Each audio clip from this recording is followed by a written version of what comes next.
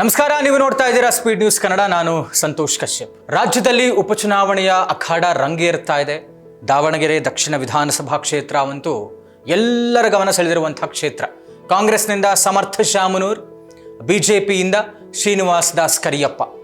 ಈ ಮಧ್ಯೆ ಅಲ್ಲಿ ಬಹುಮುಖ್ಯ ಪಾತ್ರ ವಹಿಸುವಂತಹ ಮುಸ್ಲಿಂ ಮತಗಳು ಏನಿತ್ತು, ಇದು ಚದುರು ಹೋಗಬಹುದು, ಕಾಂಗ್ರೆಸ್ಗೆ ಹಿನ್ನಡೆ ಆಗಬಹುದು, ಇದೆಲ್ಲದರ ಮಧ್ಯೆ ಬಿಜೆಪಿಗೆ ಲಾಭ ಆಗಬಹುದು. ಇದೆಲ್ಲದರ ಲೆಕ್ಕಾಚಾರದ ಮಧ್ಯೆ ಎಲ್ಲೋ ಒಂದು ಕಡೆ ಶಾಂತಿ ಸಂಧಾನ ಯಾವಾಗ ಸಾದಿಕ್ ಪೈಲ್ವಾನ್ ಅವರು ಅಖಾಡಕ್ಕೆ ಇಳಿದಿದ್ರು ಅವಾಗೂ ನಡೀತು. ಅವ್ರು ಹಿಂದೆ ಸರಿದಿರಲಿಲ್ಲ. ಅದಾದ ಮೇಲೆ ಸಿದ್ದರಾಮಯ್ಯನವರು ಹೋದರು.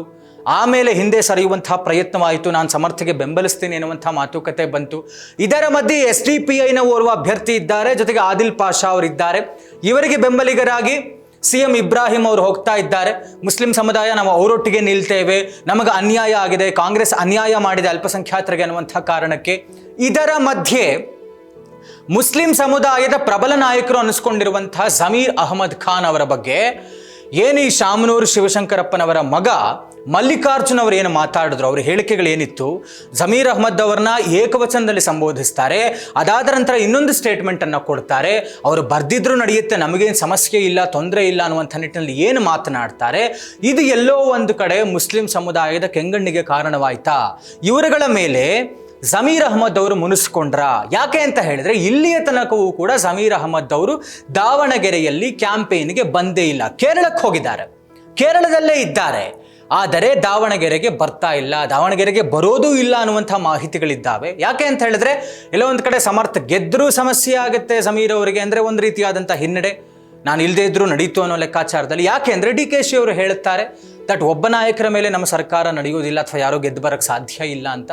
ಸೋತರೂ ಕೂಡ ಏನೋ ಇನ್ನೊಂದು ಹಿನ್ನಡೆ ಆಗುತ್ತೆ ಜಮೀರ್ ಅಹಮದ್ ಅವರಿಗೆ. ಹೀಗಾಗಿ ಜಮೀರ್ ಅವರೇ ಕಳಿಸಿಕೊಟ್ಟಿದ್ದಾರೆ ಅಂತ ಹೇಳಿಕೊಂಡು ಶಾಸಕ ಹ್ಯಾರಿಸ್ ಅವರ ಪುತ್ರ ಮೊಹಮ್ಮದ್ ನಲಪಾಡ್ ಅವರು ದಾವಣಗೆರೆಯಲ್ಲಿ ಪ್ರಚಾರಕ್ಕೆ ಹೋಗುತ್ತಾರೆ. ಶಾಸಕ ಹ್ಯಾರಿಸ್ ಅವರು ಹೋಗುತ್ತಾರೆ, UT ಖಾದರ್ ಅವರು ಕೂಡ ಬೆಂಬಲಿಸ್ತಾರೆ, ಎಲ್ಲವೂ ಆಯಿತು.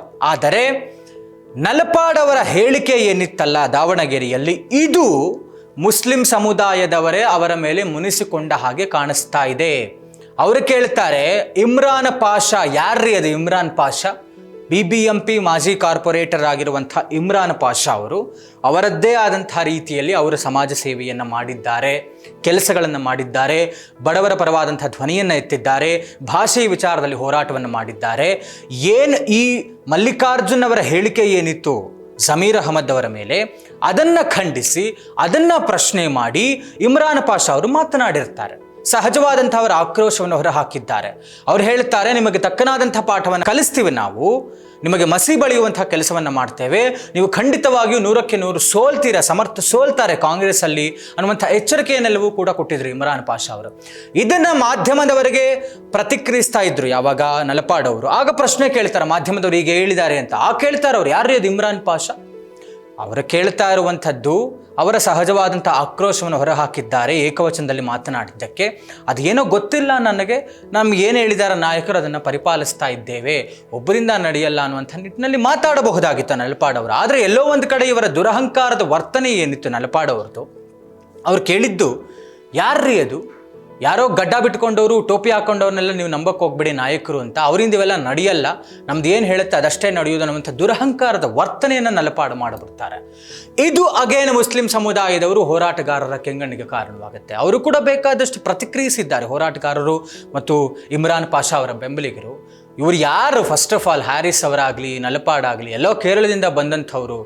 ಈ ಸಿಕ್ಕಾಪಟ್ಟೆ ಒಂದಲ್ಲ ಎರಡಲ್ಲ ಕ್ರಿಮಿನಲ್ ಮೊಕದ್ದಮೆಗಳು ದಾಖಲಾಗಿದ್ದಾವೆ. ಜೈಲಿಗೆ ಹೋಗಿ ಬಂದಂಥ ನಲಪಾಡ್ ಇಮ್ರಾನ್ ಪಾಷಾ ಅವ್ರ ಬಗ್ಗೆ ಮಾತನಾಡ್ತಾರೆ. ಅವ್ರಿಗೆ ಯಾವ ರೀತಿಯಾದಂಥ ಅರ್ಹತೆನೇ ಇಲ್ಲ ನಲಪಾಡ್ ಅವರಿಗೆ ಇಮ್ರಾನ್ ಪಾಷಾ ಅವ್ರ ಬಗ್ಗೆ ಮಾತನಾಡೋದಕ್ಕೆ.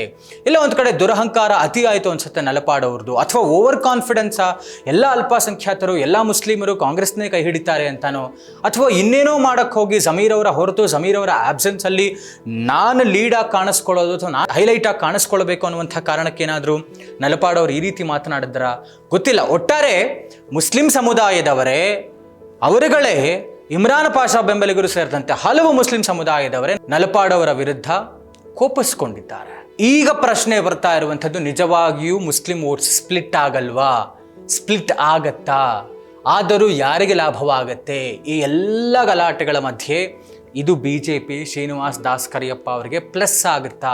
ಇದೆಲ್ಲವನ್ನು ಕೂಡ ಇನ್ನು ಕೆಲವು ದಿನಗಳಲ್ಲಿ ಗೊತ್ತಾಗಲಿಕ್ಕಿದೆ. ಇನ್ನೊಂದು 5 ದಿನಗಳಲ್ಲಿ ಮತದಾನ ಆಗುತ್ತೆ. ಅದಾದ ನಂತರ ಬರುವಂತಹ ಫಲಿತಾಂಶದಲ್ಲಿ ದಾವಣಗೆರೆ ಯಾರ ಪಾಲಾಗುತ್ತೆ ಅನ್ನುವಂಥದ್ದನ್ನು ನಾವು ಕಾದು ನೋಡಬೇಕಾಗಿದೆ.